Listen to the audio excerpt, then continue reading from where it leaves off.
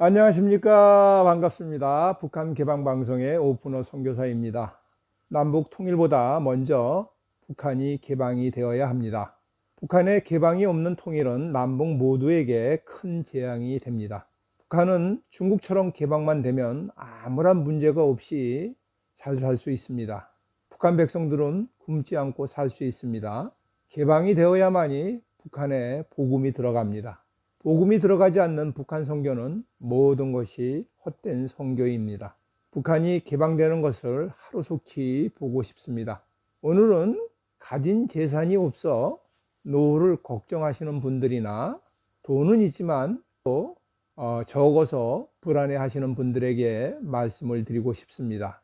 20년 전부터 오랜만에 고국에 돌아가면 나에게 노후에 대한 대책을 질문하는 친구나 친지들이 많이 있었습니다.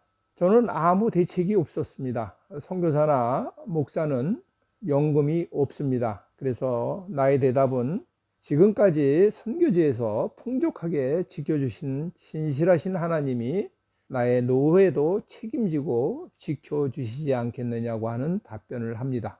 어떤 연구단체에서 2018년에 50대에게 적정한 노후 생활비를 질문하였더니 그것을 평균 내어본 가격이 돈이 296만 원으로 나왔습니다. 이 기준으로 은퇴한 후에 필요한 노후 자금을 계산하면 은퇴 후 20년을 산다고 가정할 때 대략 6억 4천만 원, 30년을 산다고 가정할 때 9억 6천만 원의 노후 자금이 필요하다고 합니다. 그러나 우리나라에게 10억 이상 자산을 가지고 있는 사람은 35만 명이라고 합니다. 대한민국의 전체 가구 수가 2,089만 개라고 합니다. 하니까 전체 1.7%가 안 되는 사람이 10억 이상을 가지고 있다라는 이야기입니다. 대부분 사람들은 노후 준비가 안 된 사람들입니다. 하나님께 모두 의탁하자는 말은 하였지만 저도 속으로는 은근히 걱정이 됩니다. 이런 걱정을 하다가 나의 마음속에 한 가지 생각이 일어났습니다. 가지고 있는 것을 다 쓰고 없으면 굶어 죽기 뿐이야 더 하겠느냐 하는 생각을 하게 되었습니다. 그래서 만일 하나님이 공급하여 주시지 않는다면 굶어 죽자라고 결정을 하였습니다. 그랬더니 아주 마음이 편합니다. 1997년 북한은 고난의 행군 시절에 300만 명이나 굶어 죽었습니다. 근데 우리가 굶어 죽는다면 그 굶어 죽은 북한 사람들에게 대해 덜 미안하지 않을까 하는 생각을 합니다. 지금은 다른 사람들이 노후 대책에 대하여 질문하면 이렇게 답변을 합니다. 우리가 있는 모든 것을 쓰고 굶어 죽읍시다 라고 이야기합니다. 어떤 사람은 자녀들에게 무엇을 남겨두지 않으면 어떻게 하느냐고 걱정하는 사람도 있습니다.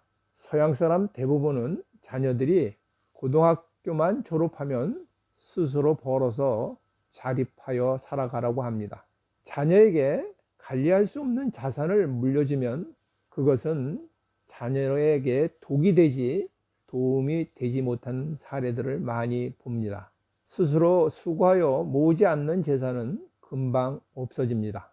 가지고 있는 자산을 아끼지 말고 풍족하게 나누어 쓰는 멋있는 노인이 됩시다. 그리고 없으면 굶어 죽으면 됩니다. 노후 걱정을 한다고 쓸 것을 쓰지 못하고 죽어서 갖고 갈 수도 없는 돈을 아끼다가 인색한 늙은이가 되지 맙시다. 죽을 때 가지고 갈 것은 아무것도 없습니다. 아무것도 남기지 않고 죽어도 알아서 주변에서 장례를 다 치러줍니다. 저와 가깝게 지내는 북한 선교를 위하여 35년 동안 봉사하시고 기도하신 선교사 장로님이 계십니다. 얼마 전에 이분은 저에게 적지 않은 돈을 헌금을 하였습니다.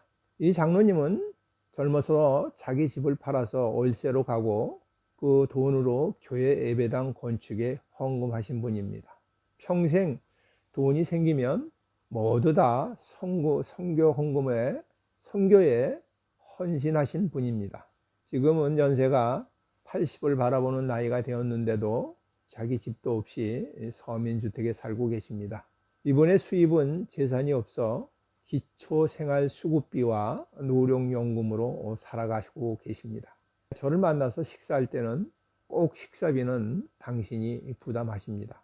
생활이 어려우실 것 같은데 이렇게 하시면 안 된다고 하며 제가 지불하려고 해도 한사코 만류를 하십니다. 그리고 자기는 정부에서 주는 돈만 가지고도 충분히 생활을 하실 수 있다고 하시면서 굳이 돈을 내십니다. 매일 헬라어 성경을 묵상한 것을 갖다 저에게 카톡을 보내고 계십니다. 가난한 것 같아도 부유한 자라고 한 성경의 말씀이 이 장로님에게 꼭 맞는 말씀인 것 같습니다.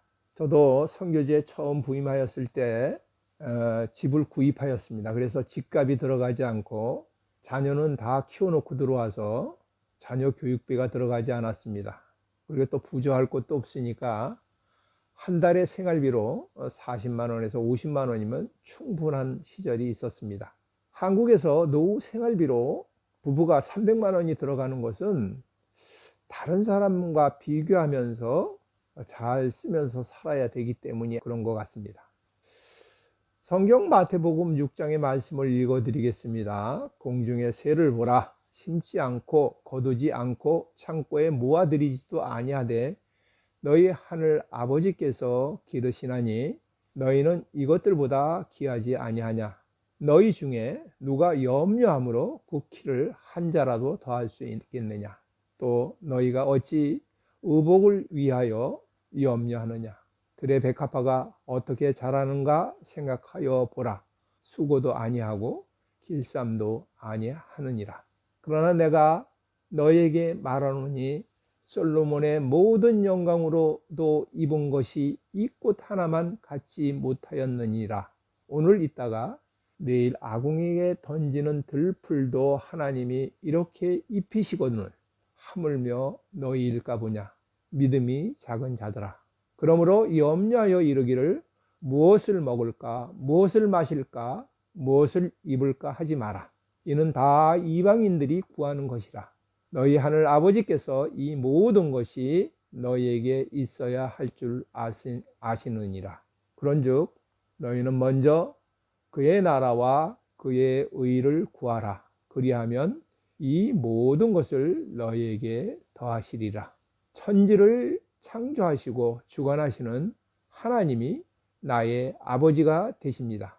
그분은 모든 것을 알고 계십니다. 우리의 세상 염려를 모두 내려놓으라고 말씀하고 계십니다. 세상 염려를 내려놓고 오직 한 길, 북한 개방을 위하여 기도하면서 선교하는 일을 저에게 맡겨주심을 감사합니다. 하나님이 기뻐하시는 일을 하면 하나님은 내게 필요한 모든 것을 아시고 풍족하게 더하여 주십니다. 북한 개방을 준비하는 귀한 일을 하도록 생각을 주셨지만 여러 가지 생각으로 뛰어들지 못하고 있는 나 자신을 요즘 봅니다. 우리나라는 참 좋은 나라입니다. 만일 사람이 굶어 죽으면 사회적으로 큰 문제가 되는 나라입니다. 그러므로 굶어 죽으려고 해도 죽기가 쉽지 않습니다. 그러나 북한은 사람이 아무리 많은 사람이 굶어 죽어도 이상할 것이 없는 나라가 되었습니다. 3대를 세습한 김정은이가 1년 반 동안 코로나 핑계로 국경을 폐쇄하여 2천만 국민을 토탄에 빠뜨려도 아무런 일이 일어나지 않는 나라가 북한입니다. 김정은이가 하루속히 항복하고 개방으로 나오기를 기도합니다. 대통령 선거를 앞두고 북한과 여당에서 이상한 일이 일어날 것 같습니다. 김정은이 잘 살게 되면 2천만 동포의 개방의 기회가 점점 늦어지게 됩니다. 북한이 대한민국 대통령 선거에 관여하지 않도록 기도합니다. 지금까지 경청하여 주셔서 감사를 드립니다. 방송을 듣고 느끼신 것을 댓글로 남겨주시면 감사하겠습니다. 처음 보시는 분은 구독 버튼을 눌러주시면 계속 이어서 보실 수 있습니다. 방송 하부에 북한 개방 방송 마크를 클릭하시면 지나간 방송을 모두 보실 수 있습니다. 저는 북한이 개방될 때까지 계속 유튜브 방송을 진행하도록 하겠습니다. 다음에 만날 때까지 안녕히 계십시오. 감사합니다. 안녕히 계십시오.